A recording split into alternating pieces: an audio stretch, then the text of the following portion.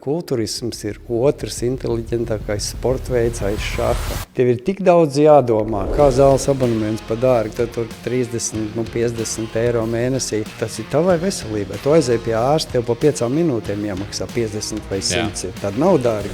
Motivācija var būt tā, kad zirgsteli detonators granātai. Tas ir tikai čiks pussekundi. Tev motivācija arī nebūs ne katru dienu, ne katru nedēļu. Viņa varbūt arī nebūs pēc stundas. Ļoti daudz tie sociālo mēdīju tipa eksperti vai kas. Viņi arī nodara daudz ko ļaunu dēļ nepareizas informācijas. Nav jau labāk trenažieri pa stienu un hantelēm. Tas ir pamats. Vienkārši jums ir ērtāk un smukāk, bet jebkurā gadījumā visi panākumi pamatā ir smags darbs. Dziļais piegājiens. Mīļie draugi, mīļie skatītāji, esat sveicināti atpakaļ podkastā Dziļais piegājiens. Un šodien mēs atgriežamies atpakaļ pie saknēm, pie Latvijas bodybuilding saknēm, pie iemesla, kāpēc šeit ir tik auglīga augsne, lai mēs visi varētu trenēties, piedzīvot fitnesu, piedzīvot bodybuilding, jo kādam ir jābūt tam ledlauzim. Un jūs jau zināt, arī manas sirds un manas saknes ir bodybuildingā, un mana dvēsele arī pieder šim sporta veidam, jeb kultūrisms latviski. Un šodien neviens cits kā bodybuildinga Latvijas leģenda, tēvs, uzņēmējs, grāmatas autors, televīzijas persona Māris Šveiduks. Paldies, tā smuki pieteici. Jā, paldies. Jā, laiks ir pavadīts liels šajā sporta veidā, un tā kā teici, pareizi ir, jālepojas ar to, ka es esmu tiešām celmlauzis, jo tajos laikos, kad es sāku, tas bija aizliegtais sporta veids. Tu jau ieminējies divus atslēgas vārdus. Es gribēju jautāt par Padomju Savienību un par bodybuilding. Šaujam uzreiz vaļā. Pastāst, kāpēc aizliegtais sporta veids? Tas toreiz skaitījās tā kā kapitālists sporta veids, jo padomu sportisti, Krievu sportisti bija ļoti labi svarcelšanā. Tur faktiski visas medaļas, un tad pretī bija it kā kultūristi, un tad vajadzēja viņus kaut kā nolikt pie vietas, tad tie ir uzpūstie, mākslīgie, narcisi, un tas man tā baigi kremti īstenībā, ka šitā nozāgo sporta veidu, jo tu jau ieliec tik daudz darba iekšā un tik daudz to savu pūļu, ka gribējās to attaisnot. Un es, kad biju studiju gados, es tā baigi mērķtiecīgi. Es aizgāju uz avīzi, pateicu, jums nav taisnība, es jums rakstīšu rakstus. Un es tiešām izcīnīju gan padomu žurnālus, gan liesmu, gan avīzes sports, gan vēlāk vakar ziņas. Man bija sava slēja, kur es visu laiku konstanti cilvēkiem skaidroju, ka tas tomēr ir foršs sporta veids, jo viņš ir pamats visiem citiem sporta veidiem, jo bez spēka un veiklības tu neko citu nevar izdarīt. Tad pamazām tā, jā. Tur ir tā lieta, un kas man vienmēr ir bodybuildingā fascinējis, tas apvieno vairākus aspektus. Tas jau nav tikai sports, tas ir arī uzturs. Jā, tas ir arī viss, kas ir saistīts ar atpūtu, recovery saucamais. Jā. Un visam tam pa virsu, tas ir arī mākslas veids. Tieši principā, jo man liekas, skaistākais, ko Dieviņš mums ir devis, ir mūsu ķermenis. Tieši tā, tu tur ļoti labi piezīmēji, jo tad, kad es biju mazs, daudz to pat netic, saka, ka tā nevar būt. Es biju izlasījis visas grieķu mītus un visas sarežģītās grieķu grāmatas, izpētījis visas skulptūras, un tas man uzrunāja jau no bērna kājas, un tā kā es ieraudzīju pirmo reizi īsti kultūristu, kas ir tas Stīvs Rīvs, kas spēlēja Herakla varoņdarbi, tāda filma bija. Un tad man uzreiz bija kliks, tas ir iemiesojums tam, kā es to redzu, un tiešām tā ir māksla būvēt no sevis, kā Švarcenegers teica, telniekam ir viegli, viņš vai atskalda kaut ko vai pielīmē māls klāt, tev tas jādara ar dzīvu miesu. Līdz ar to tad arī vēl viena atbilde jautātājiem ir, kā neapnīk. Neapnīk, ceļš uz pilnību nekad nav beidzies, tu vienmēr gribi būt labāks. Taisnība, jā. Un par visu apvienošanu, par visu pētīšanu. Ja tu negribi neko apvienot un tu negribi neko pētīt, bet tev vajag kādu, kas to darīs tavā vietā, lai sniegtu tev finansiālas iespējas, mums ir risinājums. Kreditstar.lv apkopos vislabākos piedāvājumus tieši tev. Šī ir reklāmas saimnieciskās darbības veicējiem. Mēs esam ļoti pateicīgi par iespēju filmēt un sniegt jums materiālu tieši par velti, pateicoties, kur ir Kreditstar.lv. Mazā nekaunīgā reklāmas pauze tā vienmēr ir vajadzīga, jo savādāk tieši uzaicināt tik kolosāls viesus kā tevi, ja viesoties kā pa tevi, nekas nav pavelti mūsdienās. Pareizi. Tieši tā. Un ja mēs runājam par naudu, par vērtībām un par to, ka nekas nav par velti, ko bodybuildings, jeb kultūrisms tev iedeva, ko nevar nopirkt par naudu? Patiesībā sakot, tas ir ļoti daudz, un cilvēkiem vajadzētu sākt vispār savu ceļu dzīvē, ne ar galējo kaut kādu uzstādījumu, cik man par to būs vai ko es nopelnīšu. Es mēdzu teikt tā, ja tu dari to, kas tev patīk un kas tev ir sirds lieta, ātrāk vai vēlāk gan panākumu, gan naudu tev atradīs. Es vārds vārdā saku to pašu. Tieši tā, un tas ir pamats visam tam, kā tu savu dzīvi sakārto. Ja es arī visu laiku saku, es strādāt, es daru to, kas man patīk, un es no tā varu dzīvot. Kas var būt labāks par to, kā Mārtiņš Itiņš agrāk teica. Jā. Tiešām. Nu, redz, es jau tagad redzu, ka mums ir daudz paralēlas. Man patīkās pēdējā sarunā, kad es biju pie tevis, ka mēs bez kamerām parunājām. Jā, es paciemojos pirms pāris nedēļām. Man tas bija personīgi ļoti liels gods, ja viens teikums, ko tu pateici, ka tu vēlies lāpu padot tālāk, palīdzēt arī man. Tātad nākamajai paaudzei uzrunāt vēl lielāka auditorija, parādīt, cik šis sports veids tomēr ir skaists un visas tās labās puses, un kāds var uzlabot vispār ikdienu, un dzīves kvalitāti neatkarīgi ar kādu sporta veidu tu nodarbojies, neatkarīgi, ko tu dari dzīvē. Un mazliet no tā visa varbūt tāds maziņš, jo mēs runājam tiešām par skaistām cēlām lietām, tu ļoti iedvesmoji, bet maz tāds humora jautājums, kāpēc tavuprāt daudz cilvēku uzskata, ka kultūristi ir tupi? Jā, tas ir viens no tiem pirmajiem tādiem priekšstatiem. Jā, tas bija arī sevišķi padomu laikos.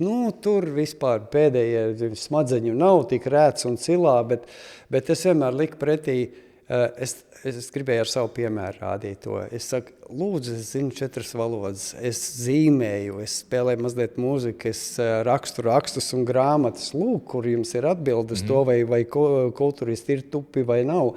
Un patiesību sakot, es arī visu laiku mēģinu cilvēkiem iestāstīt, ka kultūrisms ir otrs inteliģentākais sportveids aiz šaha. Tev ir tik daudz jādomā, kā sasaistīt savus smadzenes ar muskuļiem, kā izkopt savas kustības, kā sastāvēt savu programmu, jo tā ir milzīga zinātņa. Un mans bērnības elks, lai atvaino Švarcenegger, bija Franks Zeins, kas skaitās klasiskā kultūrisma etalons.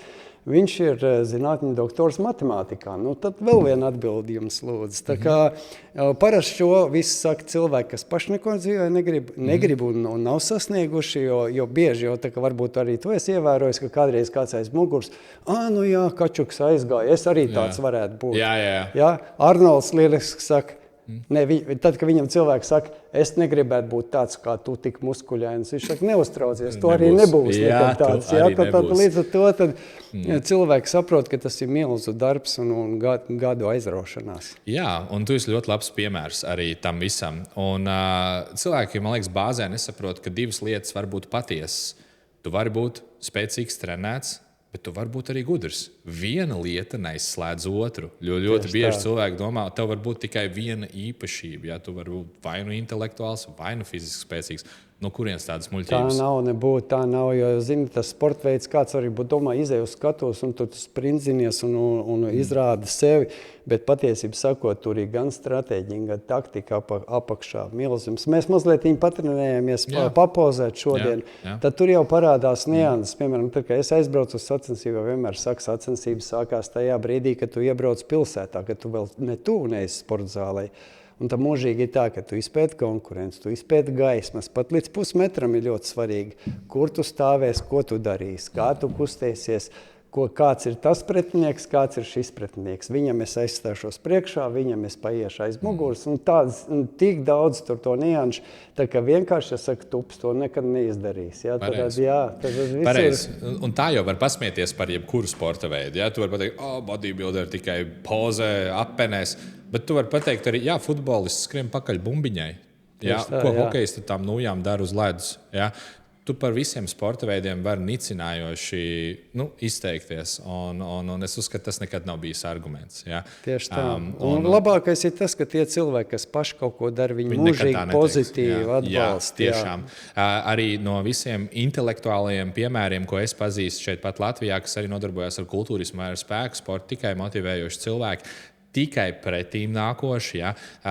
Vairāk tās negācijas nāk no cilvēkiem, kas nav šajā laukā. Vai arī cilvēki, kas pat dzīvi neko nevēlas arī darīt. Un tādā veidā viņi vienkārši jūtās labāk par sevi, pavēlkot kādu citu. Tieši tā. Un daudz arī varbūt tāpēc iebremzē nākt uz zāli. Viņi domā, ko tā es esmu vai par esmu, vai par Dievu, es aiziešu, man tur izsmies, vai man apvainos. Tieši otrādi mums ir tas Jim Bro community. Tieši tu atnāc tev priecīgs par tevīm, jebkurš ir un palīdzēs tev, jo katrs ir gājis to grūto ceļu no sākuma uz priekšu, un viņš ir ar atvērtu sirdi līdzēs. Jā, tāpēc, kad šajā fitnesā kā kultūrā mēs visi varam būt uzvarētāji. Mēs visi varam sasniegt savu labāko versiju. Pretēji citā sportā, tad, diemžēl, nav. Ja? Basketbolā uzvarēs viena komanda. Tieši tā. Viens zaudēs, kādam ir jābūt zaudētājiem. Un tāpēc cilvēki nāk ar šo mentalitāti, ka kādam ir jāuzvar un kādam ir jāzaudē. Bet zāles kultūra ir tāda, ka mēs visi varam. Un it sevišķi tu vari vieglāk sasniegt rezultātu, ja tev ir šī auglīgā vide apkārt. Ja? Cilvēki, kas tev motivē. Runājot par motivāciju, kāpēc visi grib to sešpaku, bet neviens negrib ieguldīt to darbu? Tur ir tas joks arī. Zināmā mērā mēs atgriežamies atkal pie tās inteliģentās puses, ka tur ir daudz anatomiskas un fizioloģiskas lietas, kuras tev ir jāpārvar. Ķermenis negrib neko darīt lieku. Līdz ar to, ja tu gribi kaut kādas izmaiņas, tev ir jātiek pār tam sarkanai līnijai, jāpārkāp kaut vai drusciņu. Un tur arī lielākā daļa cilvēku paliek, ka viņi atdurās pret to pirmo nevaru pakāpi un netiek tālāk. Un tikai tie, kas tā ar gribas spēku vai ar plānveidīgiem treniņiem spēja pārkāpt tam pāri, tie arī progresē. Tad lūk, arī atbildi. Jā, tas ir, tāpēc mēs vēlreiz atgriežamies pie tā, ka tas ir patstāvīgs, neatlaidīgs darbs sevs pilnveidošanā. Jā, cilvēkiem, man liekas, ir grūti iztēloties, vai pirmkārt nepatīk grūtības. Mēs dzīvojam baigā komfortērā.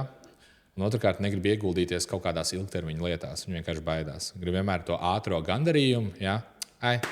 Nesanāca tā presīt, šodien nav priekš manis. Tu vienkārši padavies. Fizioloģiski nav vēl tāds cilvēks piedzimis, kurš nevarētu dabūt presīt. Ja ne, tad viņš būtu jāpaņem, jāieliek laboratorijā un jāstudē. Viņš ir apgājis kaut kā enerģijas nezudumības likumu. Ja, kā mēs varam teikt, visiem ir vēdera presa, tikai viņi redz vai neredz. Jā, un vispirms tev viņi ir jāsaskata mentāli. tev ir jānotic tai presītei kā tādai. Kas tavuprāt, tu dzīvēs dažādās sfērās, daudz sasniedz? Kas ir grūtāk? Gatavoties kāpt uz skatuvi, vadīt biznesu vai būt par tēvu? Katrā ziņā tās ir tādas lietas, kas ir diezgan atšķirīgas, bet tur nosauc visas grūtās lietas un visas sagādā. Tāpēc šis ir dziļais piegājiens, es tev nežēlošu. Tu man ar treniņā nežēloji. Man tas sagādā tikai prieku. Ģimene man ir viss pirmā vietā, tas ir, es vienkārši baudu darbu dzīvi ar saviem bērniem. Jāsaka tiem, kas varbūt vecāki mazliet viņi skatās, pajautājiet, kādas jums attiecības ar bērniem. Manām meitām ir pār 40, bet mēs joprojām esam tik cieši kopā, tā kā citi netic, ka tā var būt. Biznesā ir savas grūtības, treniņos ir savas grūtības, bet te parādās arī tas variants, tas ir vispārējais universālais visuma likums, visam ir jābūt balansā. Tātad man ir sports, man ir bizness, man ir ģimene. Nekur es nedodu baigo prioritāti, jo man jābūt visam ir tādā līdzsvarā, un tas arī sniedz to gandarījumu dzīvē. Super, ļoti skaista atbilde. Un arī, es uzskatu, no grūtībām nevajag arī baidīties. Grūtības padara, liek tev saprast, vai tu to patiešām vēlies. Un no grūtībām mēs arī augam. Un grūtības beigās vienmēr noved pie kaut kā skaista. Lai arī tajā posmā, vienalga, ko darot, izjūtot grūtības, liekas, ka tas tā nav. Bet pēc tam vienmēr šī gandarījuma sajūta vienalga, vai tas ir nākamais solis biznesā, ja? Vai tas ir sportā, pārvarēt kaut kādu grūtu gatavošanās posmu. Tu pēc tam būsi tikai gandarīts, jo tu tiki pār tām grūtībām. Tieši tā, katra grūtība pārvarēšana tikai tev stiprina un padara tev par stiprāku personu. Tas arī mēs atgriežamies atpakaļ, kad teicu, kas bija jaunībā, ko dod sports vispār kā tāds. Jo tas ir tā, ka jaunai paudzei arī labs ieteikums, ko sports tev māc būt disciplinētam, sports tev māc izvirzīt mērķus, sasniegt mērķus un arī smagi strādāt tajā jomā. Tad tās ir visas lietas, kas pakārtotas ir panākumiem. Un vienalga, ko tu dzīvē darīsi. Tāpēc ir tas cilvēki ļoti bieži pārāk šauris skatās uz fitness vai uz bodybuilding. Ja? Vai nu man tos muskuļus nevajag. Pirmkārt, aizveries, tev vajag tos muskuļus, jo tā ir jaunības valūta. Rekursējuši piemērs, lielāks kaulu blīvums, labāka hormonālā veselība un vispārējais. Un iegūt pārliecība un laba veselība, tā ir supervalūta vienalga tam, ko tu dzīvē dari. Vienalga, vai tas ir cits sporta veids, karjera, attiecības, pilnībā vienalga kas. Neviens, tu nekļūsi par sliktāku cilvēku, jo veselāks tu būsi. Tieši tā. Šeit ir arī labs, ka mēs atkal sasaistām biznesu ar sporta veidiem. Man patīk, ka viens labs multimiljonārs saka, tad, kad ienāk pie viņa kāda cilvēka uz kaut kādām biznesa sarunām, pirmais viņš novērtē, vai viņš ir sportisks. Viņš saka, ja viņš ir sportisks, tas nozīmē, viņš ir disciplinēts, viņš tur savu vārdu, viņš māk sakārtot savu dienu. Viņš saka, tik daudz tie pozitīvi elementi. Un otrs variants ir, labu ķermeni un labu veselību tu nenopirksi. Un nemantos un loterijā nevinnēs. Tas ir patstāvīgs ieguldījums sevī. Tad, lūk, jums ir atbilde, kur ir panākuma ķīla. Jā, un tu vari daudz īpašības jau no cilvēka nolasīt. Ja tu redzi, viņš ir formā, tu zini, viņš ir disciplinēts, viņš ieguldās, viņš piedomā par sevi. Un jo tu būsi veselīgāks, jo tu būsi arī patīkamāks cilvēks apkārtējiem. Tas nav egoistiski. Tas ir tieši pretējākais egoismam. Jo tu būsi veselāks, labāk jutīsies, pozitīvāks, tu vairāk sniegs apkārtējiem cilvēkiem. Tieši tā, jā. Jā. Runājot atpakaļ mazliet pie kultūrisma. Kā tev šobrīd liekas kultūrisma situācija, scēna Latvijā? Notiek atzimšana, iet uz leju, vai kāds šobrīd ir virziens?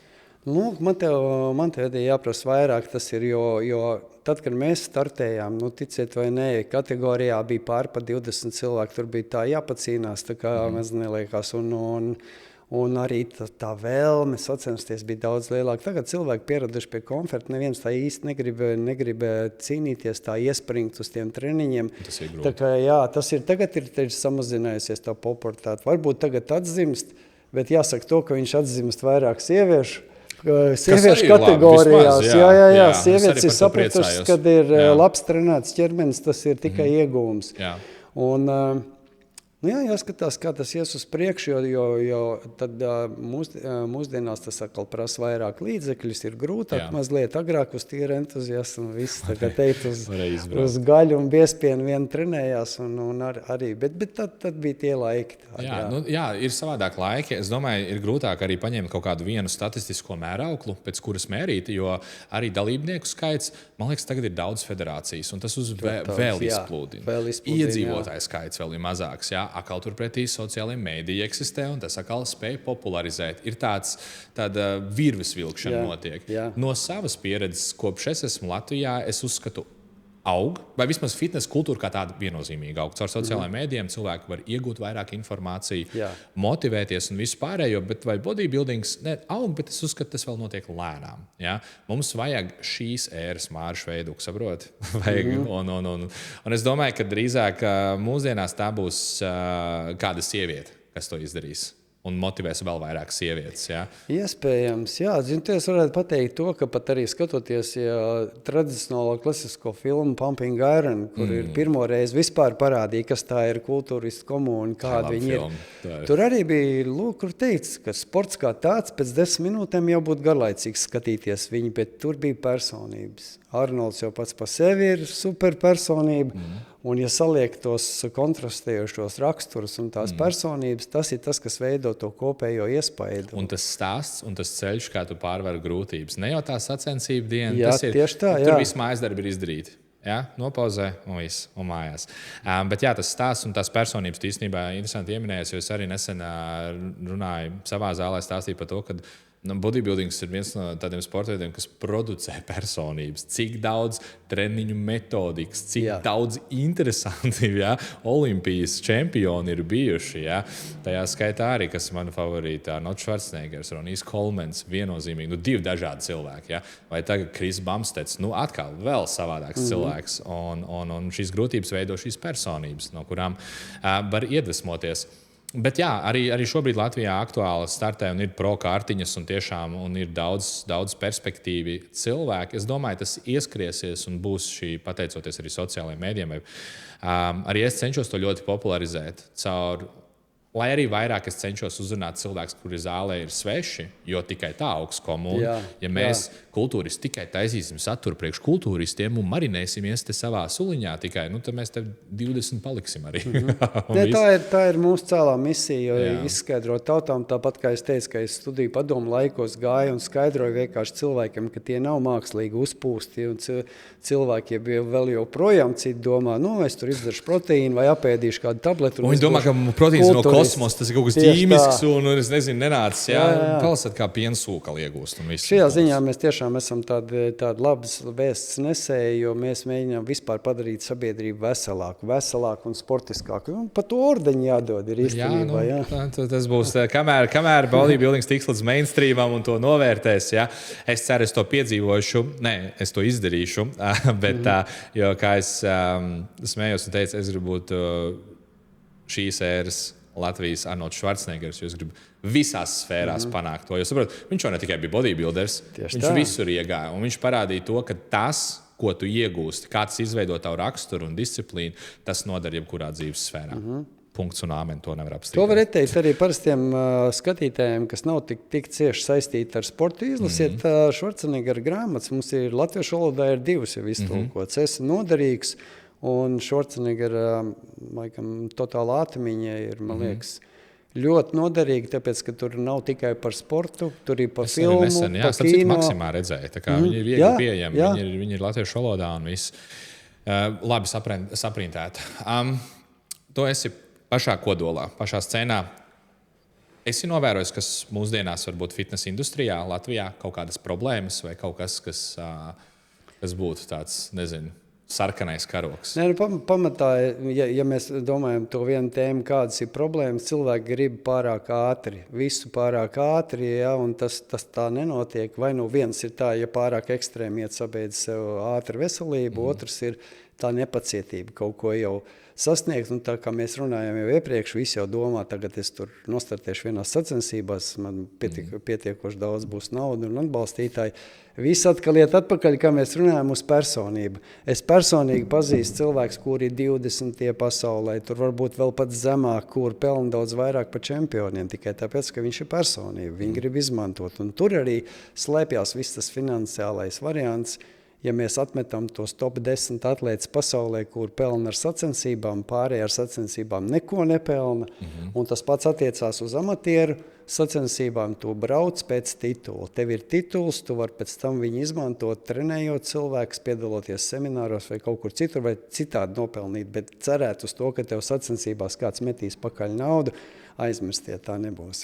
Jā, tas arī vēl viens tāds atšķirībiņš, kā atšķirās bodybuildings no citiem sporta veidiem. Teiksim, tev atnāk uz zāli jauns buks un grib trenēties un grib darīt. Kāda būtu šī iespēja jaunietim sākt pelnīt vai veidot karjeru ar bodybuilding? Vērt zāli vaļā vai? Jāsaka, zāli, tu pats man piekritīs, zāli nav biznesa. Tas ir viens no sliktākajiem biznesiem, bet tas ir patiesai zāles žurkai, tā kā es, kas mīl to visu, tā ir sirdslieta. Tieši to nekad neviens neieteiks kā labu biznesu. Ja tas izdodas, ir forši, tu radīsi savu komunu, tu radīsi vietu saviem cilvēkiem, tu audz viņiem kopā, tā sajūta ir nenopērkama. Ja? Bet vai tu nopirksi Lamborghini ar zāles biznesu, vai tu vairāk pazaudēsi nervus un matus un visu pārējo, tas nav labākais biznes. Es priecājos no sirds, ka ne tikai man, bet arī tev, tas jau ir kaut kādā veidā nostabilizējies, un šī zāle jau eksistē, un ir jau tā sava aura, un cilvēki grib ierasties, un vispārējais. Bet tas noteikti nebūtu pareizais pirmais solis. Tas būtu labāk tā, es esmu karjerā sasniedzis kaut ko, man ir liekas finanses, teiksim, tad varbūt. Jā, bet kā tavuprāt, kas būtu tie pirmie soļi, kā sākt veidot karjeru? Pirmais ir tā, ka parasti, ja kaut ko sasniedz, cilvēks jūt, ka viņam patīk un padodās, tad būtu tas pirmais solis ir kļūt par treneri, paskatīties, kā tev iet tajā jomā, bet tur ir jābūt tādam cilvēkam, kas Tā kā es saku, es mīlu cilvēkus, man patīk cilvēki, jā. man patīk viņiem palīdzēt un atbalstīt. Un, ja tu esi pilnīgi kaut kāds introverts, nu, tad tas nebūs tas. Jā, bet ja tev patīk cilvēki, mēģinu, un jebkurā variantā jūs nebūsiet zaudētāji, tāpēc, ka jūs būsiet apgūši kaut kādas jaunas iemaņas, zināšanas un komunicēšana ar cilvēkiem, tas ir viss dzīves pamats. Nu, es saku, jā. Jā, mēs esam pāra dzīvnieki īstenībā. Ja tu neiemācīsies komunicēt, un tie solīši, es domāju, tu saproti, jo tā karjera, ko nozīmē pelnīt ar bodybuilding, var aiziet dažādās sfērās. Tev varbūt nav jāstrādā cilvēkiem. Varbūt tu gribi veidot informatīvu saturu. Varbūt tu gribi veidot tieši saturu saistībā par sacensībām. Tas ir ļoti, ļoti daudz. Un no visas šī plašās, varbūt tu gribi uz uzturu tikai fokusēties. Tas arī tā ir liela daļa no bodybuilding. Ir jāatrod, kas... Pareizi, jo mēs runājam par to mīlestību pret šo sporta veidu, ir jāatrod, kas tev, man liekas, visvairāk uzrunās, un tad jāsāk izkopt. Un tad jau arī... Un arī dzīve kaut kā virz, ja tu jūti to savu aicinājumu, viņš jau tā arī virzās uz priekšu. Tu aizbēgs no aicinājuma. Jā, tu vari griezties prom, skriet otrā virzienā, tu aizbēgs. Tev atvedīs apakai. Runājot vēl par sporta zālēm, kas būtu tas, ko Mārs Šveiduks aizliegtu visās sporta zālēs? Šitas labs jautājums. Aizliegt telefonus, draugi, telefons aizliedz uzreiz. Jūs vienkārši nokrapjat sev laiku un rezultātus. Es paskatos, kā trenējamies. Tie atlēti, kas ar maniem jau ir gadiem, vai ko viņš atnāk uz zāli, tu esi fokusējies uz savu treniņu, uz savām sajūtām, kāds tur telefons. Pasaule neizmainīsies stundas laikā. Ja? Tā kā tas tikai nokrāp gan laiku, gan rezultātu, ka tas būtu pirmais, ko aizliegt vispār iznest no ģērbtuves. Un pēc tam pabeidz treniņu, pasēdi telefonā. Tieši tā. Jo tiešām tas fokus, es pats esmu pamanījis, lai gan es bieži nevaru nolikt telefonu malā, paralēli jāpastrādā vai kaut kas ir steidzami jāatbild. Bet tās dienas, kad tiešām telefons ir mierīgāks, treniņš ir ne tikai labāks, bet tas ir vairāk iekšā. Ja? Kaut vai tas pats mind-muscle connection, ja? Cik labi tu spēj sajust muskultūru. Jo arī citreiz, paralēli skatoties telefonā, tas kaut kā mentāli nogurdina. Nogurdina, pa īstam nogurdina. Tu jūties nogurušāks, ja vājāks nekā tu patiesībā esi, kas atkal to pašu performances zālē, ja? bez mazvai pavelk uz leju. Bet es gribētu piebilst par to stundu. Mēs visi grēkojam. Es neteiktu, ka es esmu ideāls. Es arī kādreiz ieskatos, jo liekas, visu laiku kaut kādi darbi man tur dzen uz priekšu. Bet man ir vairāk biznesmeņu personālie klienti, kuriem es teicu, telefons paliek tev somā. Pēc mēneša viņš saka, man tā diena ir sakārtojusies tā, ka man tajā laikā neviens netraumē. Un līdz ar to tad man ir plus, un arī darbi nekādi, nav tā, ka viens otram pa virs krīt, un tu raust, es saraustīts. Ja gribēs pakārtosies. Tas ir vienkārši gribēšanas un plānošanas jautājums dienas beigās. Un, kā jau tu teici, neviens nenomirs stundas laikā. Jā. Un ja ļoti gribēs tikt pie tā telefona, pabeigs ātrāk, intensīvāk treniņu un arī tad nekur nepazudīs. Vēl gribēju pateikt, ja mēs runājam par telefoniem un vispārējo, kā tavuprāt sociālajie mēdīji palīdz kultūrismam, bodybuildingam vai tieši, dara pretējo? Jo ir daudz misinformācija. Jā. Tas ir labs jautājums tādā ziņā, ka tas informācijas pārpilnība ir tev papildus jāmāk filtrēt. Kā jebkurai lietai ir gan plusi, gan mīnusi. Un šeit ir tā, ka ļoti daudz tie sociālo mēdīju tipa eksperti vai kas, viņi arī nodara daudz ko ļaunu dēļ nepareizas informācijas. Tāpēc es iesaku, rūpīgi pasekojiet līdzi cilvēkiem, kam jūs sekojat līdzi, kāda viņam ir backgrounds, kāda viņam zināšana bāze, kāda viņam ir sasniegumi, ko viņš dara. Nevis vienkārši tā kā tagad jauniešiem modē, viņš tur ir fiks dabūjis kaut kādu formu, un tur aiziet uz tā rēķinu. Jo es redzu arī daudz jauniešu dara nepareizes treniņus, vienkārši viņiem nav plāna, tikai tāpēc, ka viņi iedvesmojās no kaut kādiem tādiem mirkļa influenceriem, tādām mazām zvaigznītēm. Kur nāk un pazūd. Jā, ļoti labs, kā varbūt veids, ja vēlās, manuprāt, vismaz filtrēt informāciju no cilvēkiem, tiešām apsīties viņu klientu rezultātus. Lai tiešām, jo viena lieta ir zināt un padot informāciju tālāk, bet otrs ir pielikt to tiešām, lai tas novestu pie mērķa. Jo varbūt arī vairākas patiesības, kā mēs pirmīt runājām, arī, kad mēs veicām mūsu kopīgo treniņu, tu man arī parādīji daudz ko jaunu. Ja? Un tas jau nenozīmē tikai, ka ir viens veids, tas nenozīmē, ka atsevišķu vingrinājumus pildīja nepareizi. Nē, kur varbūt ir tāds variants, pamēģini, varbūt tas tev strādās labāk.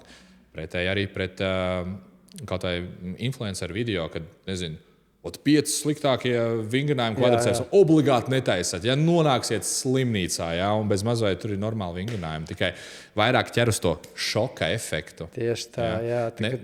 Nevis grib uzrunāt un iedvesmot, bet vairāk sabaidīt un dabūt klikšķi. Šeit mēs varam atgriezties tajos senajos laikos, old schoolā atkal tad, kā tur zinātni, visi cilāja un domāja, un tad, kad tu atrodi savu kustību, tā tev strādā, un viņām varbūt strādā savādāk, savādāks leņķis, savādāks tvēriens. Šeit ir tās bezgalīgās iespējas variācijām. Šeit mēs arī vēl viens jautājums, kad cilvēks ir, kā tu trenējies 50 pāri gadus, kā tev neapnīk? Man neapnīk, es katru reizi kaut ko jaunu. Tā labā sajūta neapnīk. Viņa neapnīk. Tu atrod tādu niansi, tā kā mēs šodien pamēģinājām rokturu, bumba rokturs. Uzreiz cits feelings, uzreiz citādāk sajūta. Un šeit ir tas, kas rada to interesi. Nekad nepārtraukt ceļu uz virsotni, ja tas ir jebkurā sportveidā. Mēs tā kā ar citiem runājam vai austrumu cīņu meistariem vai kā. Tā virsotnīte jau mums visiem ir viena. Vai tu ej pa austrumu nogāzi vai pa rietumu nogāzi, tam nav svarīga nozīme. Svarīgi tur tikties augšā, tur tajā pilnībā. Tur, jā, jo tā tas ir. Un vairāk tieši tā zinātne, kā jau tu forši pieminēji, ir ceļš old school bodybuildingā, pieejamā zinātne vispār par fizioloģiju vispār jau atpalika no tā, ko viņi darīja jau, tie tupie bodybuilderi, ko viņi jau paši iztestēja un darīja zālē un saprata, ka tas strādā. Viņi nemācēja pamatot, bet kur ir rezultāts. Ņem dari tā, ēd tik daudz olbaltumvielas, trenējies līdz atteicēji, fokusējies uz atjaunošanos, mēģini sajust muskultūru. Tās visas ir tās patiesības, kas vēl pat tagad līdz galam nav. Protams, mums ir daudz vairāk informācija, daudz. Un es vienmēr uzskatu, ka ir ceļš bodybuildingā, jo arī, zinātne vienmēr jāuztver kā bāze, un tas iedos tādu foršu statistisko vidējo, kas noteikti strādās. Un ar to vajag sākt. Un pēc tam, jo tu vairāk iedvesmosies, savāks vairāk informāciju, pasties, ko dara profesionāli, pasties, ko darīja kādreiz, ko dara tagad. Ja? Ne visam tu atradīsi pamatojumu, bet vienkārši paeksperimentē. Un saproti, kas būs tas labākais, kas strādās priekš tevis. Nav tā, ka, obligāti jāņem tur efektīvākais viens biceps vingrinājums, viņš visiem strādās. Ir sevišķi dažas muskuļu grupas trenējot. Es esmu atradzis lietas kaut kādas ļoti dīvainas, bet man pirmkārt patīk darīt. Man ir prieks trenēties, un ilgtermiņā tas sniedz rezultātus. Tas ir galvenais atrast to, kas tev un nebaidies eksperimentēt. Tieši tas, kas tev strādā. Ja tu nevar skatīties arī bieži citu paņēmu, es ņemšot viņu programmu, es kļūšu tur pa Bumstead vai ko taisīšu tā, ka viņš. Nebūs tā, tu esi savādāks, tev ir savādāk vielmaiņa. Un ja mēs paējam vēl dziļāk iekšā tur fizioloģijā, anatomijā, muskuļu sastāvs ir kāds, tev varbūt ātrās šķiedras, spēcīgās šķiedras, lēnās šķiedras. Kāds ir procentuālais sastāvs? Katram ir pilnīgi savādāks. Tev jāatrod, kas vairāk strādā tieši uz tevi, un tas ir panākams eksperimenta ceļā. Tikai, nevajag baidīties eksperimentēt. Nevajag arī dogmatiski turēties pie kaut kā viena, tikai tāpēc, ka tev tā liekas. Arī vajag savu ego palikt malā un paeksperimentēt. Tiešām es vienmēr es iedvesmojos ļoti no cilvēka. Man patīk visu kaut ko jaunu zālē pamēģināt. Uz katru zāli, kur es aizēju, ar katru cilvēku, ko es patrenējos, vienmēr būs kaut kas jauns, ko tu nebūsi aizdomājies. Un tā tu paņem tās odziņas no visurienes, un uztaisi savus augļu salātus beigās, kas... Tieši tā, tas dod to lielo pieredzi un to zināšanu bagāžu. Tā kā tu teici, nevis tā kā man ir paštaisna, man programma cits neko. Zinātniski viss labākā, Ko tu robotu trenēsi, Cilvēki tik viegli nevar izskaitļot un salikt pa plauktiņiem. Un tas ir tas skaistākais, un tāpēc jau beigās tās programmas tik dažādas izveidojās. Un tā nevajag baidīties. Tā kā tu saki, nav kaut kādi tieši absolūti pareizie vai absolūti nepareizie vingrinājumi. Katram strādā savādāk, un jo tu tuvāk atradīsi to, kas tev der, jo tu būsi labāks sportists, labāk veselība un labāk rezultāti. Taisnība, jo tas man arī mazliet atgādina, jo tu vairāk trenēs, tā kā mēs arī pirmī treniņā runājām kaut vai par manu muguras muskultūru. Es ļoti bieži pat esmu darījis tā, ka es pamanu muguras dienās, teiksim, mugura biceps, ja es lieku kopā vai vienalga mugura triceps vai pleciem, ka es pat bieži nesāku nemaz ar muguru. Tāpēc, ka es jūtu, es varu to palikt malā, tā nav prioritāte. Bet, ja tu pastītos standarta plānu, teiksim, vai tad, ja tev būtu jātrenē muguru un biceps vienā dienā, vai tu sāktu ar bicepsu, diez vai tas nebūtu tas, ko tu ieteiktu darīt. Jā, tas būtu tas zinātniskais pamatojums. Jā, bet tas būtu zinātniski, būtu pareizi, bet ja mugura tev jau ir un dominē un rokas atpaliek, kā manā gadījumā, es lieku fokusu uz citām lietām. Tieši tā, tas ir prioritātes princips. Tas ir pareizi, tu ļoti piezīmēji, jo tā ir. Katram cilvēkam ir savu favorītu muskuļu, kuri viņiem labāk padodas vai labāk trenējās vai aug. Un šeit tev jāmāk ir tiešām tā, kā tu saki, sabalansēt akcentu uz vājākiem punktiem, uz vājākām muskuļu daļām, lai viņas varētu pacelt, jo tā kā teicu, tev ir prāta muskuļu saikni tik labi, ka tu vari muguru arī uztaisīt varbūt retāk, vai kaut kā izlaist vieglāk, jo tu zini, ka tu viņu labāk var uzķert jebkurā brīdī. Jā. Un tas ir tāpēc, tas ir vairāk kā vienkārši, lai jūs neuzķertos, nevajag uzreiz kopēt kādu programmu. Jā, pamēģināt, lai iedvesmotos, bet tas, kas strādās Bamstedam vai Mrs. Bikini olimpietē, diez vai strādās priekš tevis, jo arī viņi salasīja tās odziņas no visurienes, un viņi nonāca tur, kur viņi tagad ir, dēļ tā, ka šī programma ir pielāgota. Jā. Ļoti skaisti. Jo vairāk mēs runājam, man liekas, mēs visur domas sakrīt. Tātad mēs esam tuvu patiesībai. Jā, bet ir interesanti, kas tomēr starp mums ir paudze. Un daudz, kas ir mainījies bodybuildingā, kā tās pamatpatiesības nemainās. Jā, nāk daudz jaunu trenažieru, ir daudz jaunu informāciju, bet kā muskuļi auga pirms 30 gadiem, viņi tāpat arī turpina. Tā fizioloģija nemainās. Un kā teica, kā joprojām saka vecie gudrie sportisti, nav jau labāk trenažieri pa stienu un hantelēm. Jā. Tas ir pamats. Vienkārši jums ir ērtāk un smukāk, un atsevišķi kaut kādas daļas var to darīt, bet jebkurā gadījumā visu panākumu pamatā ir smags darbs. Tev var būt super trenažieri, un tu joprojām būs tāds pats, kā tu atnāc, un tu vari trenēties pagrabā, pilnīgi tikai ar kaut kādiem sarūsējošiem dzelžiem un būt ļoti lieliskā formā. Es esmu bijis pie Dorijāna zālē, tur viņa pagrabā, kas tur bija traki vienkārši. Tiešām drēbes uz naglām jākarina un toaleti vispār nav, bet redz, tur ir dzimis tāds čempions, tā kā paliks vēsturē. Tur jau tā lieta. Es tev pilnībā piekrītu, jo tā arī bija man, ka es tikko pārvācos uz Latviju un man nebija naudas, lai nopirktu inventāru, bet kas man bija? Man bija hanteles maināmās, svarstiens, statīvs, sols. Man liekas, tas ir zelta kombo. Un pieaugšanās stiens. Viss. Es pat nevaru iedomāties, kur muskuļu grupas nevarēju uztrenēt. Ja? Un gatavojamies gan powerlifting sacensībām, medaļas, gan bodybuilding. Tas man vispār nekādā veidā neapturēja. Un ir ļoti interesanti tas salīdzinājums. Tad iedomājies, ja Dorians ieicis kaut vai pasaules augstākā līmeņa atlēti tas neaptur. Bet man ir bijis, ka klients atnāk, tev tik vien ir. Un netrenēs. Tu domāji, ja tu vari sasniegt milzīgus rezultātus tikai ar brīviem svariem, tev kā iesācējam vajag ko vairāk, bet laikam cilvēki domā, jo vairāk trenažieri, jo labāk tu pat pusi nezinu no viņiem, kā viņus izmantot. Tieši tā, un bieži, tā kā tu saki, viņš staigā apkārt un var teikt sūkā pirkstu un domā, kur tur ko iespraust, kur ko pacelt, es nezinu, labāk neaiztikšu. Bet visi mēs esam sākuši tieši tā, es esmu vispār kuriozi sācis, man bija slīpais sols, man bija veļas ar visiem viļņiem, kur es atstutējos un spied guļus un muguru visos viļņos, un tur vecākiem bija smiekli par to vien nāc, bet vienmēr atrada kaut kādu iespēju kaut ko uztaisīt. Jā, tur, kur ir griba, tur ir ceļš. Un es nezinu, ja tu tiešām patiesi vēlies trenēties, tu meklēsi iespējas. Tu ies laukā, staigāties, skriet, peldēt, braukt ar riteni. Ja tu atradīsi, ja tev nav hantels, piepildi 5 litru bačoka smiltīm. Jā, nav attaisnojumi. Tiešām nav attaisnojumi. Ja gadījumā zāles abonements ir par dārgu vai kaut kas, var būt radošs. Var tiešām savu veselību parūpēties, ja tu to vēlies, tu atradīsi ceļu. Nav tā, es nezinu. Un vēl pēc tam mums ir internets. Mēs jau runājam, kā zāles abonements par dārgu. Tas ir tāds akal svara kausos ieliekam, tur 30, 50 eiro mēnesī. Viņš saka, tas ir tik dārgi, tas ir tavai veselībai. Tu aizēji pie ārsta, tev pa 5 minūtēm jāmaksā 50 vai 100. Tad nav dārgi. Aiziet uz bāru kaut kādā sestdienā, nodzer 100-200 eiro. Tas arī nav pa dārgi. Tad šeit mēs atkal salīdzinām, kādas ir vērtības. Un ne tikai tas, to arī nevar mērīt tikai kā plus mīnus, kā bilance naudā. Pat ja kaut kā, es nezinu, lietot alkoholu un iet pie ārsta, un nezinu, ēst visu laiku ārpus mājas visādas mēslus, ja? Pat ja tas būtu maģiskā veidā lētāk.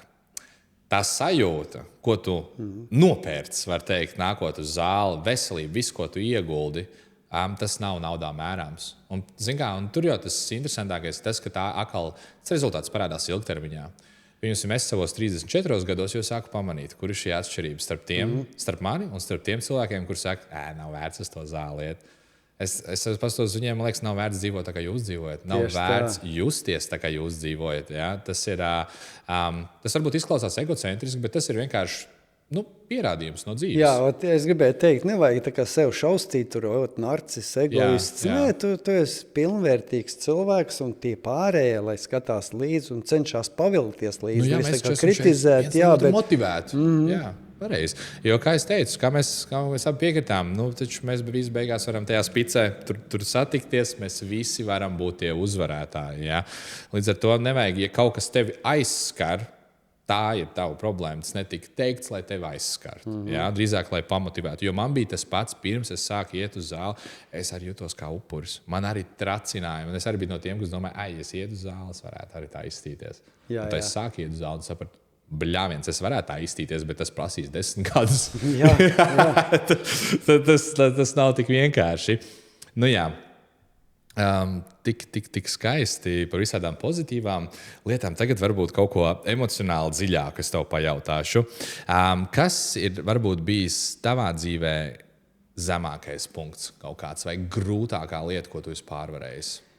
Kas ir zemākais? Es tā parasti cenšos tās zemākos punktus kaut kā tā aizmirst un izsvītrot, bet, protams, katram jau gadās kaut kādas tur nelaimes. Man bija tur 12 gadu atpakaļ diezgan smaga nelaime, tur diezgan smaga slimība, pat nāvējoši varētu teikt.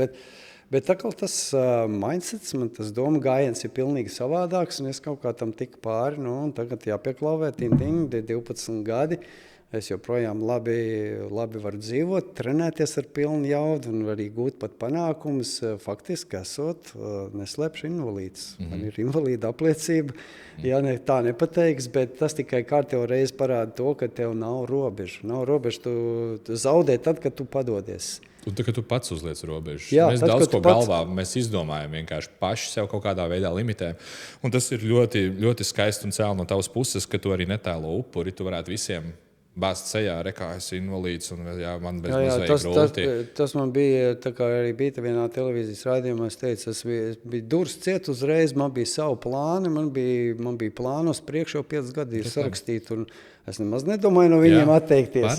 Pareizi. Un tas ir tāds labs motivators, nevis tā kā, kad tu saka, upurs sēž, sakrustojas rokas un gaida, kad nāks pēc manīm pakaļ, aizmirstiet to, jums ir jābūt, un īstenībā es visu laiku esmu kopš sporta sākuma, es domāju, prāts ir ķermeņa pavēlnieks, tur visu nosaka, ko tu domā, kā tu domā, un tai miesai, tai gaļai jāpavelkās līdz, jo kurš ir pavēlnieks? Jā, tur jau tā lieta. Un tad jāstrādā kā komanda. Es arī nekad nesapratu, kad cilvēks saka, iekšējā pasaulē, ārējā pasaulē, bļāviens, tavu prāts, sirds un ķermenis. Tas viss tu kopā. Jā. Un es tiešām, tas ir izcils piemērs arī, kad kaut vai par to pašu upuru tēmu runājot, kad daudz cilvēku uzreiz sev piesietu to identitāti. Bez maz vai viss, es tur esmu slimnieks, es vairs neko nevaru. Bet tas prasa nenormāli lielu drosmu un spēku. To, kā tu teici, visas grūtības aizmirst. Labi, notika, es skatos uz priekšu. Un tas ir daudz grūtāk. Tikai fokusēties uz visu pozitīvo, kas nāks. Tas prasa drosmu, un tas manuprāt, motivē cilvēkus un iedvesmos arī. Katram gadās sūdi, citam lielāk, citam mazāk grūtības. Mēs nevaram izbeigt dzīvē. Es nezinu, mēs nevaram no viņām izolēties. Viss jau izsaka tas, kā to viņām tiec galā. Un tiec pāri. Tieši tā, un tur arī sports, arī tas, kas tev norūda raksturu, tas arī baigi palīdz. Es saku, labi, mēs te runājam visu laiku par fitnesu un par kulturistiem, bet ir milzīgi daudz piemēru tādi. Piemēram, es lasīju Bears Grylls, visi zina, ka viņš izdzīvotājs. Ziniet, ka viņš salauz mugurkaulu, nokrita ar izplatni, kurš neatvērās vispār. Likās, vispār nav smaka. Un pagāja 4 vai 6 mēneši uzkāpa Everestā ar visu savu bijušo salauzto muguru un vēl vada televīzijas raidījumus super ekstrēmās situācijās. Tātad, lūk, kur jums ir atbildi uz to, kad Nav limiti īstenībā, nav limiti. Pareizi, ļoti, ļoti skaisti. Vai tavuprāt, vispār iet uz zāli, lai vienkārši labāk izcītos, tas ir slikts iemesls vai nepietiekams, vai tas ir ok? Nē, ir tādā ziņā ir ok, ka cilvēks vismaz iet un kaut ko dara. Tas ir pirmais mazais solīts. Un tad, kad es parasti saku tā, kad ir kritiskie, ir 2. vai 3. mēnesis. Tu it kā esi sācis iet, tad tev tas entuziasms noploka, rezultātu vēl nav, un tu domā, varbūt tās, ko tur nav jēga, bet tā īstā garša parādās pēc kādiem 6 mēnešiem, kad tu jūti jau to sajūtu, ka tev te endorfīnu hormoni, viss tev dod pozitīvu tādu emociju, un tu sāc saskatīt jau savus rezultātus, un tad jau tu esi tā kā jau labajā pusē, jau tā kā gaišajos spēkos jau gandrīz jau 100%. Tieši tā. Tas ir jānopelna. Tu interesanti pateici, 3 un 6 mēneši. Tas ir īstenībā arī visas transformācijas, kuras es lieku pārsvarā. Protams, es negribu marinēt. Es lieku arī 2-3 gadu, bet tas prasa laiku.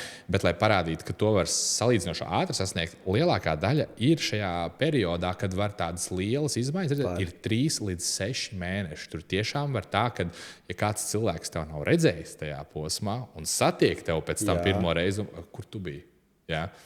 Tāpēc tas lika aizdomāties. Tie īstenībā tie nozīmīgie skaitļi, tā 3 līdz 6 mēnešu robeža. Jā, patiesībā sakot, kāpēc 3 un 6 īstenībā, no kurienes aizsākās tie transformācijas sacensības. Ir tāds Bills Philips, bija tāds liela mēroga biznesmenis un arī entuziasts fitnesā.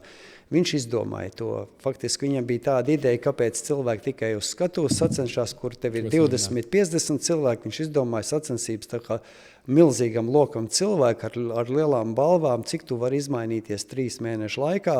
Un ne tikai fiziski, bet tu arī esi spiests rakstīt esēju, kas tev ir mainījies. Un visu viņš uztaisīja fenomenāls rezultāts. Viņam tur 51. gadā pār pa 50,000 piedalījās, un viņš savu Lamborghini atdeva tur uzvarētājām. Ja, bet tas tik liecināja to, un pēc tam bija vesels seriāls ar filmām, kur reāli cilvēki, kas strādā, kam ir ģimenes, kas ir pensionāri vai māmiņas vientuļnieces, spēja 3 mēnešu laikā tik liels izmaiņas paveikt, ka tas apliecina to, ka to var, ja grib var. Un tas ir pats labākais. Man patīk, kad fitnes laukā vienalga treneri vai satura veidotāji, man ir jau apnicies, ka pārdod tikai motivāciju kā tādu vai informāciju. Jā, tas viss ir labi un tas viss piederās, bet man patīk, ka pārdod rezultātus. Tiešām īstus stāstus, kur mans klients tādā un tādā laikā to sasniedz. Tas motivēs mani vairāk nekā jebkurš motivējošais tekstiņš. Ja? Vai tavs zinātniskais rakstīns par to, kādā hipertrofijas reprēņģā ir labāk trenēties. Ja? Varbūt pastāstīsim. Kā šobrīd dzīves posmā? Tu vairāk jūties kā sportists, atlēts vai kā skolotājs?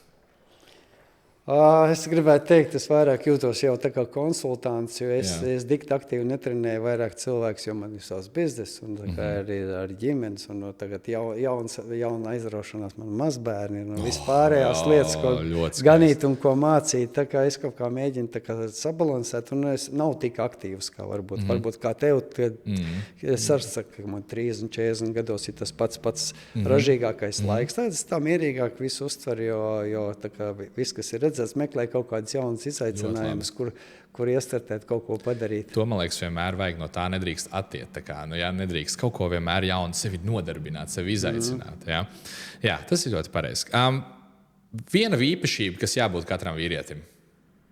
Vīrietim jābūt vīrietim. Tas ir mans pēdējo 5 gadu galvenais virziens, kur es piestrādāju, mēģinu atgriezt gandrīz vai to kultu, kas bija 80. gados filmās. Kur palika visas tās filmas? Jā, vīriem ir jābūt vīriem. Jūs ticiet, man vīrs ir apgādnieks, aizsargs un mednieks. Un tā es esmu audzis, tā man bērni aug, un tādai arī vajadzētu būt. Jo tagad tā gaušanās, tagad viss ir tur izdegšanas, un es esmu depresijā. Par izdegšanas varētu vēl. Viss tādas lietas, cilvēki meklē attaisnojumu savai nevarībai, un tad sākās viss šitie, mēs esam tur apspiestā tāda grupa, mēs esam nevarīgie tāda grupa, un mūs tur jāpažēlo, vai kaut kā jānāk pretī.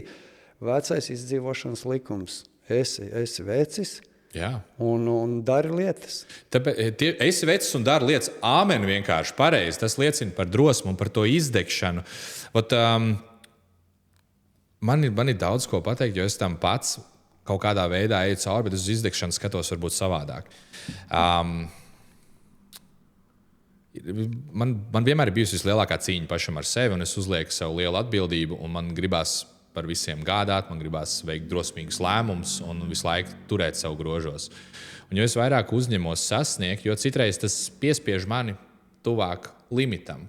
Man jau īsti arī nav cilvēks, kuram čīkstēt savu tie pauti jāsaņem rokās. Kam tas tieši tev padarīs vīrišķīgāk.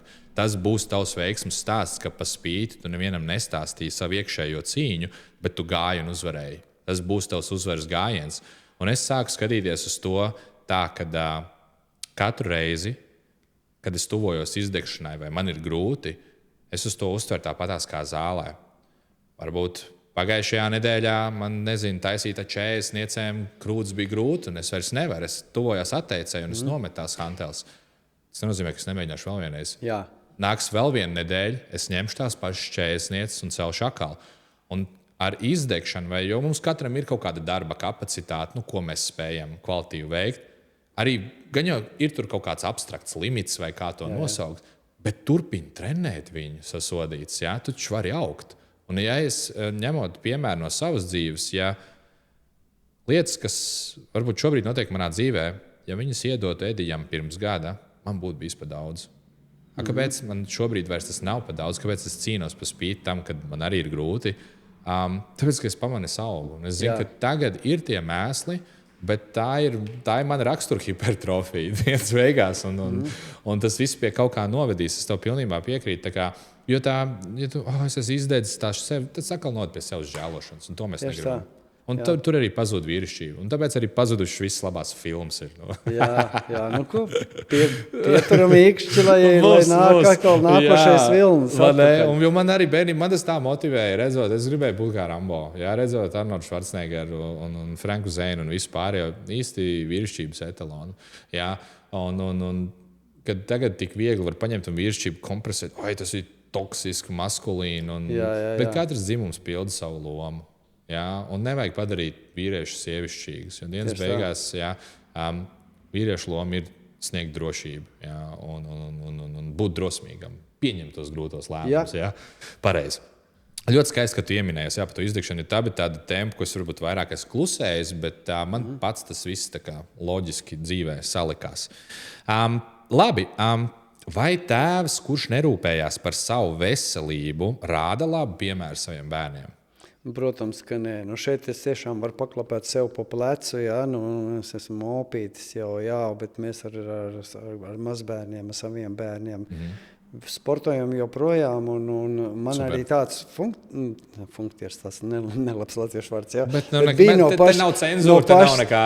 Bērnības man meitām bija 3 gadi, kad viņas jau gāja sporta vingrošanā. Viņas zināja, kā pareizi, ko jāēd ir lēnā garā. Tas bija bez terora, bez uzspiešanas. Vienkārši tajā to audz, tajā apritē, tu saproti, ka tas man der, tas man neder, ka jābūt sportiskam, un es ar prieku skatos, viņas joprojām sporto, joprojām saprot, kā pareizi ēst. Cilvēks sev tur normālā, foršā formā, nebūtu viņas nav nekādas supersportistas, tur nav aizgājušas pa sporta līniju, tur vairāk arī par citām lietām, bet tas pamatiņš turās, un to es dikti lepojos. Un tāpēc ir tā nozīme, vecākiem ir nozīme. Ticiet man, nevar tu teikt bērnam neskaties telefonu un pats sēdēt 3 stundas telefonā.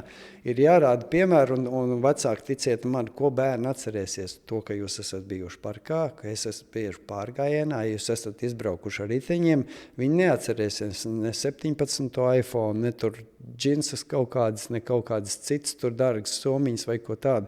Bērni atcerēsies sajūtas un emocijas, un tās jūs pēc tam nenopirksiet, atpakaļ to nedabūsiet. Tā kā ieguldiet savos bērnos jau no pašas bērnības, atrodiet viņiem laiku, atrodiet laiku parunāt, paspēlēties, kaut ko kopā padarīt, jo tas pēc tam atmaksāsies. Klusumu, man gribētu piecelties un aplaudēt bez mazā.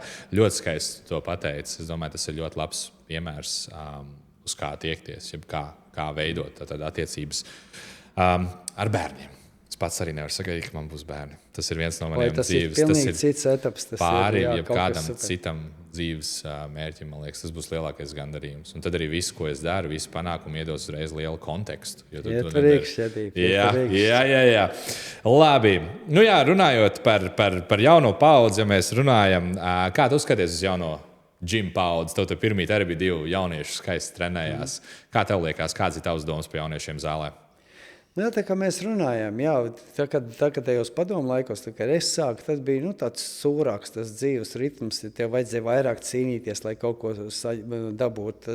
Tagad ir mazliet vieglāk, ērtības ir vairāk un ko, bet tas arī skatos, mēs te taisam labu programmu jau kaut kādus pēdējos 5 gadus, ka mēs pat līdzam grūti audzināmiem bērniem vai ģimenēm, kuri trūcīgāk, mēs tā kā dodam iespēju un patrenējam vairāk tos bērnus. Un tu redz reāls pārmaiņas. Ja viņš tiek jaunā apritē, jaunā tādā sabiedrībā, tur cilvēki dikti izmainās. Un mēs ar to lepojamies, un patiesībā sakot, mums bija filma Amerikā par mūsu programmu, kur vinnēja arī kaut kādās festivālos vinnēja balvas, un viņiem ļoti patīk tā programma, ko mēs darām, jo tur ir savienot gan ticība, gan arī sports, un tu redz konkrēti, kā aizšķūnīši pīpētāji dzērāji puikas, kuriem ir 11 gadi, kļūst par normāliem vīriem, kā mēs runājam, viņi kļūst par vīriem, par čekiem. Jā, jo citreiz ir vienkārši labu piemēru vai labu iespēju. Jā, un tas strādā. Un kur nu vēl labāk, ja ne zālē, kur tieši čaļiem ir iespēja izpausties un izlikties. Čaļi var būt čaļi. Tieši tā, jā. Tas jau kultivē to vīrišķību, jā, un es pilnībā, tas ir ļoti labi. Tas radīs vislabākos apstākļus. Jo zālē arī ir tā, ka varbūt tiešām bērns ir nonācis negribot sliktos apstākļos, kas viņu pēc tam varbūt neveido viņam auglīgu vidi, ja, lai izaugtu vīrišķīgs, lai saprastu, kāda ir tēva loma un viss pārējais. Taču zāle, te ir vieta, kur tu satiksi čaļus, kas vienu otru motivēs, padirsinās, ja vajadzēs, pajokos. Jā. Tu iemācies gan verbāli aizstāvēt, pajokot pretī, būt pavisam normāls. Jā. Un iemācīties atbalstīt, iemācīties mācīties vispār. Tā ir ļoti skaista vide, un tas ir īstenībā par to, man liekas, pārāk maz pat vispār runā. Pārāk maz, es tev pilnīgi piekrītu, varētu arī tie, kas jūtās tādi atstumtie vai kas nav populārie klasē. Nāciet šeit jūs uzņems kā līdzvērtīgs, jo mums ir arī feini piemēri.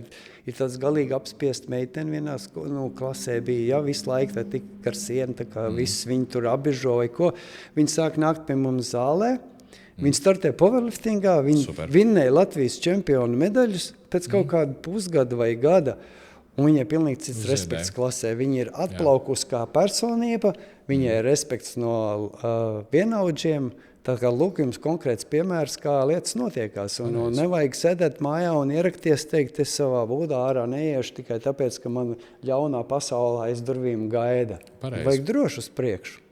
Jā, jo es arī pirmie bija jautājums, kas tev uzdevu, vai ir slikti iet uz zāli tikai, lai labi izskatītos. Es tev uzdevu personiski iemeslu dēļ, jo tāpēc es sāku iet uz zāli. Man nepatīk, kā es izskatos, man neko citu nevajadzēja. Un tad iznāca visi tie pārējie bonusi. Jā. Tu paliec spēcīgāks, mentāli spēcīgāks, ekstravertāks. Tu iemācies ar cilvēkiem runāt. Viss vienkārši dzīves sfēras tā uzlabojās, un es arī kļuvu pavisam par citu cilvēku. Un tagad tu vari man iemest vilku pārā, es iznākšu ārā kā vilku draugs uzreiz. Es nebaidos vairs no nevienas situācijas, jo es laikam vairs nebaidos no smaga darba un no ilgtermiņa gandarījuma. Kad, man liekas, jo to ātrāk saprotu, ka nekas nebūs šitā te. Jā. Un man liekas, ka šitā nāk tas arī ātri iet. Tas ir tas, un jauniešiem ir sevišķi. Jo, kā skola var būt grūta vide, un sevišķi, ja tu esi atstumts un tev neviens nedod iespēju, tad zāle būs tā vieta, kur tiešām, jo idioti būs visur. Un arī kādā citā zālē būs kāds, kas pasmiesies. Un tas ir liels pluss privātajām zālēm, tātad, kas nav no ķēdes, kā pieņemsim Jim Lāča plēsis vai arī pie mums. Tur viss ir savējie. Visi viens par otru parūpēsies. Mums ir labs lozungs, ko mēs varam raksturot savus zāles, jo mēs arī tā pozicionējam. Mēs pazīstam savus klientus pēc sejām un pēc vārdiem, ne pēc plastikāta kartēm. Tas ir tāds dziļi domā, zem tā ir apakšā, jo tu atnāks, tu būsi šeit kā mājās. Jā, taisnība, tas ir ļoti skaisti. tiem, kas, mēs tā nomotivējām, visus tagad iet uz zāli. Un, teiksim, tu esi sācis kā iesācējs iet uz zāli, bet tev zud tā motivācija. Kā viņu rast? Jā, šis ir labs vienmēr jautājums par to motivāciju. Man būs motivācija, es sākšu iet, draugi, es jau to esmu stāstījis jau daudzos semināros. Motivācija var būt tā, kad dzirksteli detonators granātai. Tas ir tikai pussekundi. Tev motivācija arī nebūs ne katru dienu, ne katru nedēļu. Viņi varbūt arī nebūs pēc stundas, bet kas jums dod rezultātu? Tas ir tā dzirkstelīte, kas tev piespiež piecelties un uzreiz sāk kaut ko darīt. Un tas ir jānoķer. Rezultāts nāks tikai no ilgstoša patstāvīga darba, no disciplīnas un vispārējo. Tagad tāds motivācija, tāds stipri miglains, ezīts miglā. Jā, motivācija ir. Jā. Neceriet uz to. Vajag vienkārši piecelties un darīt. Jā, vienkārši piecelties un darīt. Tas padoms ir tā novelkāts, bet viņu vienmēr atkārto, tāpēc, ka viņš strādā. Ko tu vēl gribi dzirdēt? Kaut kādu eliksīru iedzert, bez mazai, un tu pēkšņi gribēsi. Un pēc tam, ja motivācija ir tas galvenais spēks, kas tevi dzen uz priekšu, jo es arī ļoti bieži jūtos motivēts, iedvesmots, un man tā ir svarīga lieta, es kaut kā disciplīnu maskēju kā motivāciju. Es mēģinu atrast, kas tad mani motivē un kas man zālē motivē progresu. Kā es to progresu dabūšu, es turpināšu iet, viss punkts. Jā. Labs sajūta. Tā kā Arnolds arī Švarcenegers teica, kāpēc lai es pārtrauktu? Man nevajag motivāciju. Man nevajag motivāciju piecelties no rīta, un man nevajag motivāciju pabrokastot. Kāpēc vajag motivāciju uz zāliet? Tā ir rutīna, ikdienas lieta. Jā. Kad tu iepērcies, cilvēki bieži skatās tavā groziņā? Vai tagad man jāprasa ir? Es zinu, gan mēģinu vairāk iepirkt no lauciniekiem patiešo. Es uz veikalēju, tad, kad man leduskapis tukšs ir.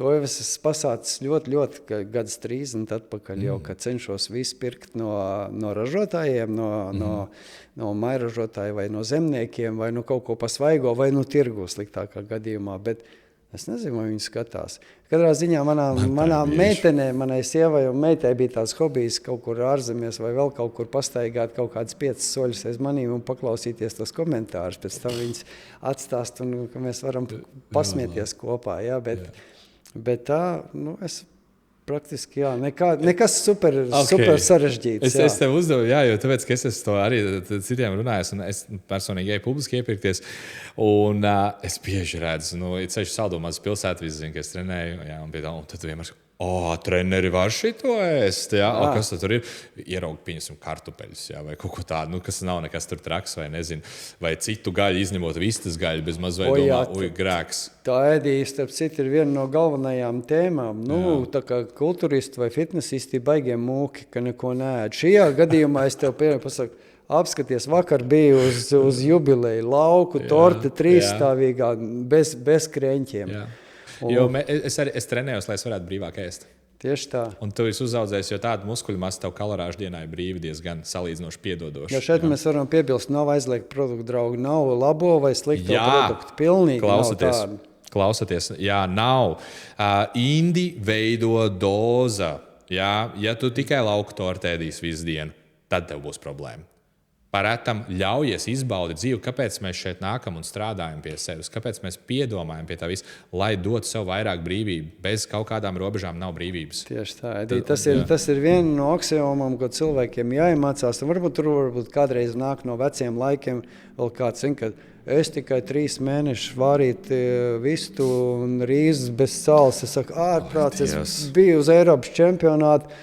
Gan krosānus, gan picas, un vienalga vinnēja. Tad redz, kur jums ir atbildi. Nav jābūt tik nenormāli striktai diētai. Tas kā kuram, protams, strādā, bet vēl vienreiz nav aizliegt produktu. Tā kā tu teici, ne kartupeļi slikti, ne jebkura gaļa ir slikta. Tad sludini. Jā, jo tas ir tas, ko cilvēki negrib. Viņi grib pārāk sarežģīt, man liekas, lietas. Dienas beigās viss ir vienkārši. Ej uz zāli. Izgulies, dzer ūdeni, trenējies, ēd sabalansēti, pabauda. Ne viss ir vienmēr jāskatās, ne viss ēdiens jāskatās kā veselīgs vai neveselīgs. Mēs šķiet dvēseles dēļ arī ēdam. Kāds tev ir kaut ko garšīgi pagatavojis? Ko tu teiksi? Nē? Protams. Tas ir, tā patiesība ir pārāk vienkārša, bet tādu vienkāršu patiesību ir grūti pārdot. Un tāpēc cilvēki mēģina visu vienmēr sarežģīt. Ja pēc 100 gadiem cilvēki varētu par tevīm atcerēties vienu tavu veikumu vai vienu lietu par tevi, ko tu gribētu, kas tas būtu? Nu, es domāju, ka tas saistībā ar mūsu tēmu varētu būt, ka es esmu tāds fitness pionieris. Īstenībā Latvijā noteikti, ka fitness pionieris, tas tāpat kā Arnolds, kas iznes masās. Jo, protams, bija kultūristi arī pirms manis jau pagrabos un viss, bet es biju laikam tā persona, kas iznes ārā to sporta veidu publikā. Es esmu bijis, ja kāds varbūt domā, kā tur tā pirms Aivars sāka nodarboties, Aivars Visockis sāka nodarboties ar kultūrismu, tā kā viņš redzēja, ka es uzstājos uz skatuves. Ja? Tāds tas pastāsts ir. Nu, tad lūk, arī pirmā grāmata ir latviešu valodā par kultūrismu. Tā arī ir tā kā manas veidot. Nu, tad droši vien, ka tas būtu tas, kas saistībā ar mūsu sporta veidu paliks. Jā, jo tas ir, kādam ir jābūt ledlauzim vai celmlauzim vai vienalga. Kādam tā jaunā taka ir jāiemina. Un pēc tam par to taku ies daudz citi jauni ceļotāji, kas aizies vēl to taku paturpināt. Es tikai priecājos par to. Visas kameras tavā rīcībā.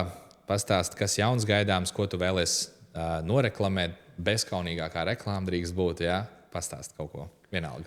Vai tā reklāmē es varētu noreklamēt to, ka, draugi, jums vēl vajadzētu pastudēt vairāk, ja aiciniet mani vai Ediju uz semināriem, ko mēs varam izstāstīt labi par ēšanām. Pa sportu uztur vēl joprojām 95% cilvēku nesaprot, kas tas ir, ko viņš dod, kādu lomu viņam ir vispār dzīvē vai sportā. Tās ir tās tēmas, ko es gribētu attīstīt un pareklamēt. Aiciniet, parunāsim. Cilvēki labprāt pēc tam aiziet 10 reizes gudrāk un viņiem ir interesanti. Un, kā teikt, nebūs tikai sausa zinātne vai kaut kā piemēri iz dzīves. Tā kā es ceru, ka es ar lielāko daļu no jums vēl tikšos kaut kur klātienē, kādā seminārā vai kopā ar Ediju uztaisīsim. Tā kā droši sekojiet līdzi un pievienojieties mums. Tur jau tā lieta, mēs esam, lai informāciju izplatītu, lai visu to padarītu ļoti, ļoti pieejamu. Lai mēs sagramosim visu jūsu vietā. Bez mazai galvenais ir vēlme darīt. Es ceru, ka mēs pierādījām, ka arī kultūristi nav tik tupi. Mēs esam atvērti vienmēr mācīties. Kad varbūt grūts ceļš nenozīmē nepareizs ceļš, viss labais nāks caur grūtībām, caur sevis pārvarēšanu. Man patīk teiciens, ja nekas nemainās, nekas nemainās. Pavisam vienkārši. Un paldies par visu ieskatu. Paldies, ka tiešām tik raita atvērta saruna. Un es esmu tik patīkami. Es zināju, ka mums ir daudz kas kopīgs, bet tagad pavadot stundu tevīm. Mēs esam riktīgi uz vienu viļņu. Ir uz vienu viļņu. Un tā kaut kur tā sakne, tā pamata bodybuilding esence, viņa nemainās no cilvēka uz cilvēka. Un tik viegli ir saprasties, un es esmu ļoti pateicīgs ar visu, ko tu esi radījis, ko tu esi devis Latvijas kultūrismā, jo arī bez tevis, es varbūt šeit nemaz nesēdētu, ja es nebūtu toreiz tev Robinsonos redzējis. Kas bija, es atceros, es tētim prasīju, kas tas tāds, kāpēc viņam tādi muskuļi ir? Man arī paties prieks, kad ir turpinājums mūsu sporta veidā, un es redzu, ka es ar lielu gandarījumu, tiešām ar lepnumu un prieku, ka stafetes kociņu var tev dot. Zinu, ka sporta veids Kociņš tiek paņemts, es tev nepievilšu un aiznesīsim to visu vēl tālāk. Vēlreiz tev paldies par visu. Piesakojam Arnim Šveidukam Instagramā, Facebookā, visur braucat šeit trenēties. Es varu apliecināt, un man nepatīk reklamēt, ja man kaut kas nepatīk. Bet es varu apliecināt, šeit ir ļoti unikāla trenažiera, ļoti laba atmosfēra. Man šeit tiešām es esmu otro reizi, es jūtos jau kā mājās. Lai būtu biežāk. Un aizmirstiet arī piesakot mums, ja vēl to nedarāt, uzspiežat laiku, iekomentējiet. Piesakojiet arī Instagramā, ja vēlaties arī online coachingu, droši rakstiet augšā, mums vēl ir brīvas vietas, pievienojieties mūsu komunai. Ja vēlaties gatavoties sacensībām, es esmu tavs čalis. Un noteikti Māris arī konsultēs un palīdzēs. Sacensību sezonā tuvojās, un ļoti daudz vēl sacensības ir priekšā, vairākās federācijās. Mēģināsim, Māris man arī pakonsultēs, kā tad iestarpināties vēl pārējās, un kontakti un viss pārējais. Es redzu gaišu nākotni. Vēlreiz paldies visiem. Jūs jau zināt, ēdat labi, izguļaties, esat mīļi viens par to, triecietīgi un nebaidieties no grūtībām. Paldies, ka ieslēdzāt. Paldies, ka bijāt ar mums. Turpinam rakt. Turpinam rukāt. Super, paldies tev. Labi, paldies tev, Edīgi.